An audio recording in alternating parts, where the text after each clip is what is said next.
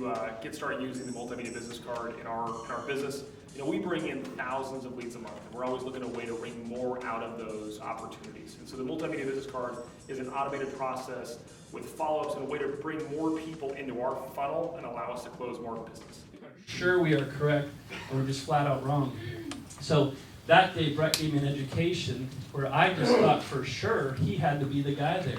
He had to do this. This is the rules. That's that, and I was just dead wrong. So it's his way of thinking is why he sold, 2,500 homes over the last 4 or 5 years? I mean, that's incredible if you think of the numbers. It's just he thinks in a different way, completely different way. So as you're going out on this journey and doing what we're doing, don't stay in that little box. Don't go down that path where you think you have to go. Don't know all these things that you really don't know. All right? Well, with that, I'll turn it over to Mr. B. Tanner.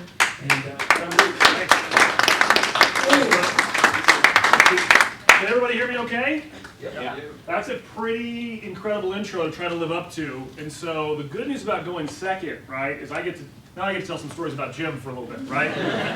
So I'll tell you a couple good stories about Jim. Jim and I met about 11 years ago, where I was blessed with a lot of time and a lack of money. How many people heard of that trait, right? I got all the time in the world and just a little light on cash. So if your marketing idea involves my effort, let's go, right? So I had all the hours I needed. So Jim and I met, and I actually was probably the worst salesman on planet Earth, right? I would call someone, try to get them to do business with me, and for whatever reason, they would want to get off the phone. And I was like, Jim, there has to be something I'm missing here, right? Because I'm calling them, I'm following up, and I'm like, well, what do you do? He's like, well, I call him. I'm like, okay, I need to come in. So I don't know if he remembers this. I came in and plugged my headset into his headset and sat on the floor in his office and listened to him for a couple days. And so Jim literally taught me how to sell. I don't know if you've heard him on the phone. The guy is the most talented person on the planet when it comes to sales, and taught me how to sell over a period of, it was over a much longer period, but about 3 days I could get people to engage with me and go further. And ultimately what I train our guys on today is getting great on the phone or any activity is just time. Time on task wins every time. I don't care what it is. And the majority of life, the longer you put anything, there's a great book called Talent's Overrated, but what's the one by, Talent's Overrated, but then there's, Gladwell has a similar one, Outliers. 10,000 hours in any subject and you're a master, right? And so time on task at anything makes it work. So today I have a team of about 30 people. I own a brokerage, and so I get the good fortune to coach some folks. I coach some top agents across the country. And what really gets me going at this point in my career is how to ignite the spark in someone else and help them get more out of their life. So that's what I'm really passionate about. So I'm going to share with you a little short presentation I put together called Closing the Gap. And I really believe if you think of it this way, there's a gap for all of us in life from where we are right now, at this very moment, to where we want to be at some point in the future. And so I look back at my own life and realize there were some key things that I did to close that gap. And so in the next 20, 30 minutes, I'll share that with you. And this is not I'm not here to just sit here and talk the whole time. So you got a question, jump out and let's talk about it, okay? So, let's see, get this to work. So here's something I realized early on in my career. There's things that matter in your life. There's things you can control, right? So like things that matter are the market, like where the market's going and the opportunity you can earn income. But where the market is specifically, it does matter. But how many of us control the market, right? None of us. So there's things you can control. I believe what every salesperson and everyone in your life should focus on that little sliver that intersects in the middle, which is things that matter but that you can also control. The biggest thing when I talk to an agent or a salesperson is the thing you can control is your effort and your attitude. On my sales team, we actually rank our agents. We've got about 25 that are in sales on the team. And every day they're ranked on one metric, their effort. Not the results they get. So they're usually in our stuff. Every agent's going to come in, they're going to call for 3 hours a day on the dialer. Like we're going to upload lead lists and all things like that. And the idea is that by doing 3 hours of lead generation in the morning, they're out setting appointments, they're working with clients. And Gary Keller did a study years ago, who's the founder of our firm, and it said in time, if you put in 3 hours a day in lead generation, no matter what business you're in time, there's no financial goal you couldn't hit. And so I rank all of our agents. Most people focus only on the results. Like I had 4 closings this month. What's your name here?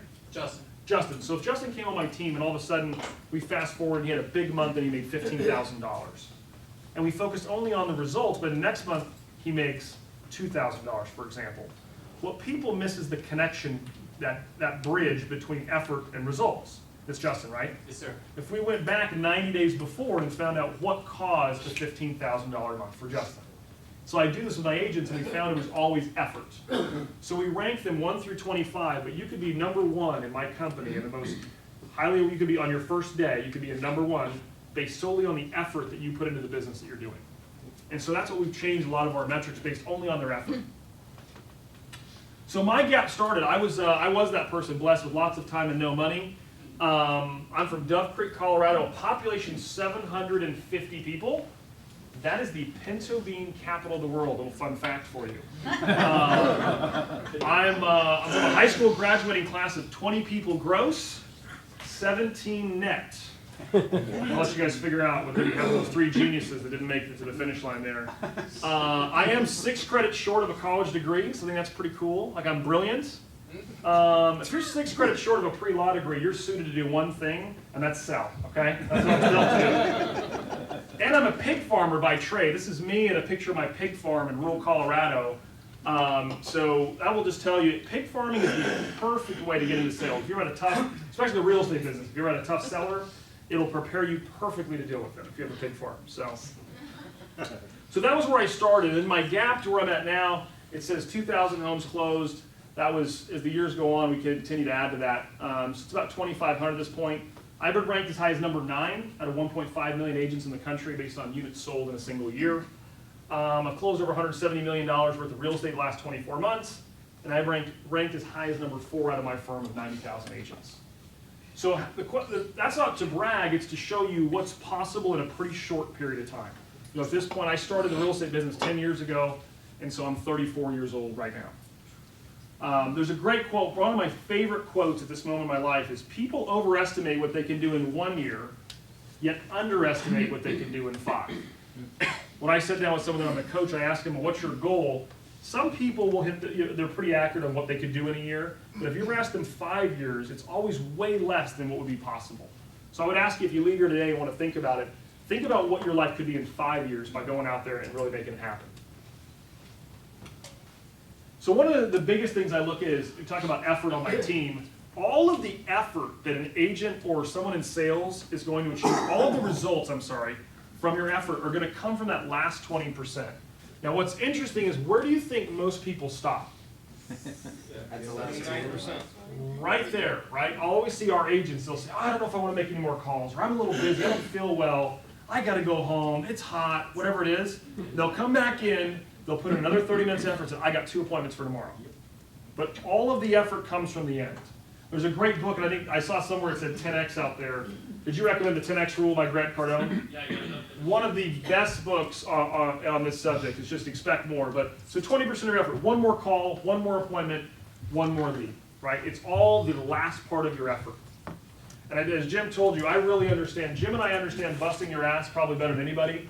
We have done the most non-glamorous sales jobs, from putting out open house signs at 120-degree heat and setting 100 of them, and I'm like, do you think we're going to do this forever? Because this is brutal. But the answer to that is, you don't have to do it forever. So if I look at the gap in my life, I found 4 main things that helped me close the gap from where I was in rural Colorado, middle of nowhere, to where I'm at in my career now. The first thing was, I had to change my habits. The second thing I needed to improve my sphere.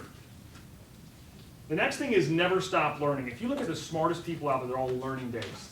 And then I had to sharpen my strategy. So first of all, if you look at your habits, right? Have you ever looked at some people, you wonder, how do they accomplish so much, right?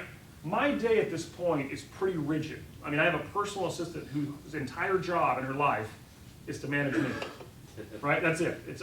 She moves me from meeting to meeting, moves my phone, my email, my calendar, and her, Brett, we've got to go, you have another meeting, and she just pushes me around all day long. She is my boss, right? So you've got to, first of all, is get a calendar and figure out, how do I wring a little more out of my day? That's what I go on. When I coach our agents, I'm like, I'm sure there's some inefficiencies in your calendar, or maybe some things that aren't just as efficient as they could be, we could get more done. So then you got to eliminate roadblocks, right? For each of us, when you're talking about your habits, there are roadblocks that are stopping you from doing something.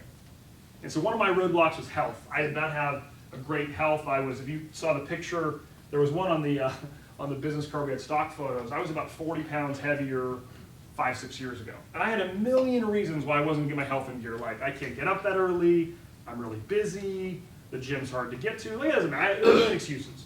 And one of my coach just said, Brett, how many people earn the income that you want that get up at the hour in the morning that you do? It's like, what does that mean? I get up like at 7:30 or 8. He goes, yeah, most people get up at 5, Brett. They want to super achieve. So I started getting up at 5:30, and I went to the gym from 6 to 7, and I've already got up, gone to the gym, did my morning routine, and played with my kids before I was even getting up before. And that was literally my one, so that was, I had to eliminate that roadblock. And the next thing is inventory your life. All of us have strengths that we can play to. I'm the biggest believer of separating and doing what you're great at. Some people say be balanced and try to get good at your weaknesses. I think that's garbage. I say find what you're world class at. Everyone in here is world class at something. Find that and exploit it. So that's what I've been able to do in my career. So getting more out of your 24. First of all, if you want to get more out of your time, I think you got to start with what is your time really even worth? I get sometimes my friends, and we'll go out to dinner with my wife and her friends, and they'll say, well, you have a housekeeper, a landscaper, a pool guy, or this. Why do you do all that? I mean, I will pay someone to do almost anything so I don't have to do it, right? So I go, but I know what my time's worth. I'm not the best handyman. My wife thinks I'm a great handyman, right? Baby, will you go hang this photo? And I go, babe, I'm going to knock the wall out, take the TV down, and then we're going to go pay someone $150 to do it, right? After I've wasted a day. So I know what my time's worth. That's that way I can get more control over it, right? I would argue, if you don't have a landscaper, think about what would your time be worth if you put more time, go out and sell more multimedia business cards versus mowing your lawn or whatever it might be. The next thing is time blocking. Time blocking is probably the easiest concept to understand and the hardest to do. So all of my agents, again, they're required to time block 3 hours a day. And I believe your lead generation should always occur from 9 a.m. to noon every day. Why do you think I recommend 9 a.m. to noon versus any other time? Catch them. Swallow the frog. Did you catch them? Why? Get it done early. Swallow the frog. Swallow the frog. I'll tell you the biggest reason why, it's the only time of your day you can control. If you think about it, if you were trying to call from 4 to 7, at that point the day's in motion and you can't get control at that point. So I tell my agents and everyone that I coach, your day starts at 12:01. No matter what bomb's going on in your life, I haven't found a problem yet that couldn't be solved 3 hours later, right? And still be okay. Now the good news about like sales, whether it's multimedia business card sales or real estate, there's no heart in an icebox cooler. No one's dying if we don't, within 3 hours, right? So we've got time. So use a calendar. Get efficient with your calendar and figure out how can you wring a little more out of it. There's things, for example, so every day from 9 a.m. to noon, I'm in my office and I'm hammering the phones and I'm generating sales. My day-to-day looks exactly the same as it did when I started 10 years ago. Still in the office, I got a headset on, I'm just selling different opportunities today than I was back then. And lastly, get up early. There's an amazing book called It's the Morning Miracle or the Miracle Morning, I don't know which way the words go, by Hal Elrod. That book was what enabled me to get up at 5 a.m. And he basically says just jump out of bed and drink some water and do some affirmation, and it sounds corny, and it absolutely is, but it worked for me, right? That's what allowed me to get up early in the morning. So the next habit is find out, I got these slides I forgot. All right, who are you? Are you this guy? Or are you Harvey Specter? Sorry I can't hear you over the sound of how awesome I am. You ever watch Suits? It's the coolest show on TV. So eliminate your roadblocks, we talked about that. Jim Rohn has the best quote, I think, on success. Success is pretty simple. It's a few simple disciplines practiced every day. We talked about lead generation, get up, follow schedule. Failure is a few errors and judgments repeated every day. Again, I go out with people, I coach people, and some people say, well, I'm not where I want to be in my life financially, Brad. I want to get ahead. How would I do that? I go, well, how much time are you putting in to get ahead financially? They usually say, no, well, what are you reading on that subject? Give me the last 5 books you've read on finance, and let's talk about it. What do I get a stare like? Well, how are you going to know more if you're not putting any effort into getting ahead, right? I mean, success is a lot simpler than we all make it. So inventory your life. There's a really cool tool over at mindtools.com. Talks about having a wheel of balance in your life that walks you through the really cool things from physical, spirituality, financially, relationships. It's a free tool, pretty cool to check out. So next thing is, if you're going to close the gaps in your life, you got to improve your sphere. And Jim, this is an old Jim classic that might have got brought up earlier today, but do a friend analysis, right? You become the average of the 5 people you hang around the most. And I've got a really good story about this. There's a guy on my team, came to work for me at 20 years old. And I'll tell you, I'm probably not the guy to talk to kids that are under 21, 22, because I get almost all of them to drop out of college, which is a little tough with the parents. But his mom hated me at first, and then now she loves me. So anyway, I said, what do you think would happen if you got rid of your current sphere and spent less time with them? Oh, my sphere's not what my problem is. You know, he had all these stories. And, you know, I said, well, if you're going out, you know, 5 or 7 nights a week and drinking, I think it's hard to get up energized and tackle the day, which he disagreed. And I said, well, let's make a bet. I'll make a bet. Why don't you lease a 1-bedroom apartment for 6 months? And I think you'll double your income in that time. If I'm wrong, I pay for the apartment. If you're right, you keep the income. No downside risk, right? What do you think happened to his income? And I said, you can still go out Friday, Saturday night, go out and live your wildest dreams, right? But you've got to give me 5 days a week you don't go out. His income went off, it went off the charts and literally changed his whole life, right? Just by getting around different people. So getting around some other agents that are doing, get around the people that are doing the level of business that you want to be doing. So a couple ways to do that, right? Get a mentor, right? I'm always a fan, I'm the biggest fan of personal coaching. I've had a coach for 5 of the last 7 years, but I started with mentors. Mentor is someone that you know who's where you want to be, that's really looking to give back at some point in life. My mentor in the real estate business is Russell Shaw. I got to meet Russell, Jim would know, probably it was my first year in the real estate business is when I met him. And to this day now, we're really peers. I still look at him as a mentor. We still go to lunch 1 day a month, and he's one of the greatest people that's really changed my life. Funny story how I met him. So I got in the real estate business. I don't know anything about, I know a little bit about real estate, but I really don't know anything about how I'm going to build a team or a business. I'm just hustling deals. And I saw Russell speak, and he was so impressive that I wanted to just get in front of him. So I thought, I can't just call him up, say, hey, can I come sit down and talk to you? So I got creative. I thought, I'm gonna get his attention. So I sent a FedEx check, personal check to him, made out to him for $500 to the charity of his choice. I FedExed it overnight with a book, my favorite quote at that time, which was the only difference between who we are today and who we are 5 years from now, are the books we read and the people we meet. And I said, I think for me, you can be one of those people. Will you give me an hour of your time? I don't care if we talk about real estate, whatever. So I sent it to him. The next day I get a call, meet me at Houston's at 11 a.m. I've got 1 hour. I can't give you more than an hour, but I'll give you an hour. I'm like, yes, sir, no problem. 1 hour is perfect, right? We walk in and he said, well, we got to give you this check back. I'm not going to take your check. I said, absolutely you are. He still has it framed on his office walls. We kept the check. We're there 3.5 hours later. I'm drawing out, you know, what I think and how I want to build a business. And it took me years to do what he asked me to do. But literally that one move of writing that FedEx check and getting a mentor like that has changed and lifted up my career. This day I'll call him with stuff, and it's made a massive difference. So, and what did that cost me? $13 in FedEx, right? A little bit of my time getting creative. So find a mentor or get a coach. And coaching, always people when I talk about coaching, they think it's paid. Coaching could just be accountability. You and I could pair up and we're gonna coach each other, we're gonna be accountability partners. So I would tell you, if you're gonna do an activity, get someone to help hold you accountable. Next thing, never stop learning.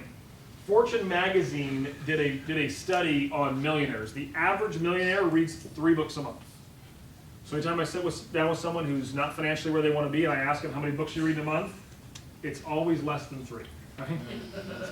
That's a statistic right there. So, you know, there's some really great books. Here's 5 of my favorites. I'm in the real estate business, so the first one's really more for agents.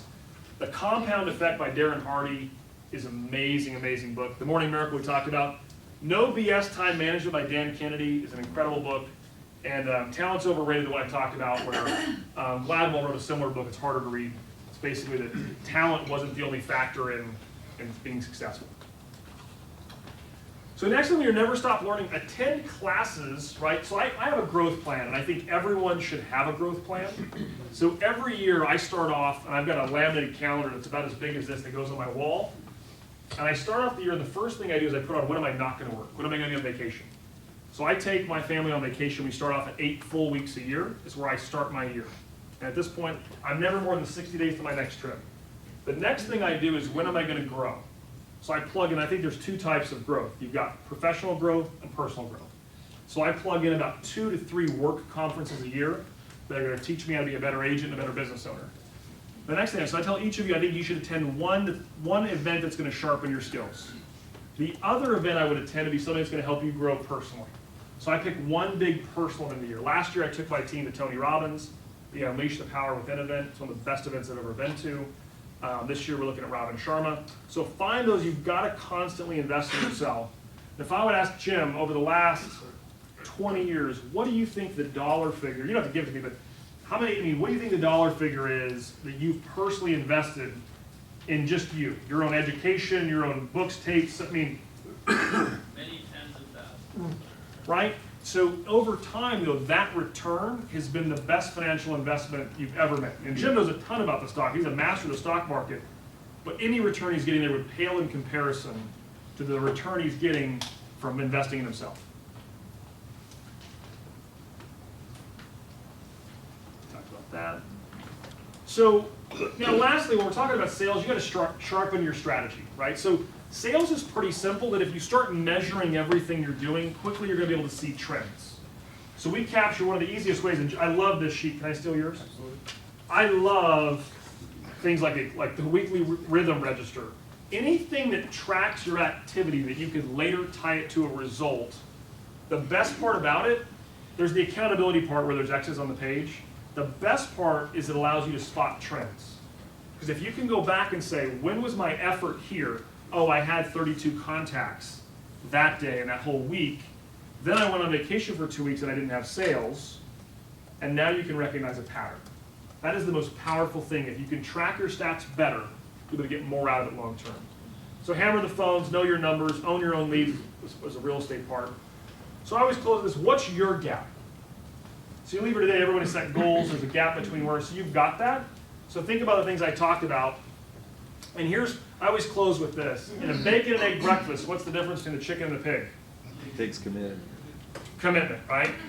The chicken participated, the pig died to be there. So I would say when you go out of your business, you want to be successful, be committed. That's it. That's my presentation. I'll take questions.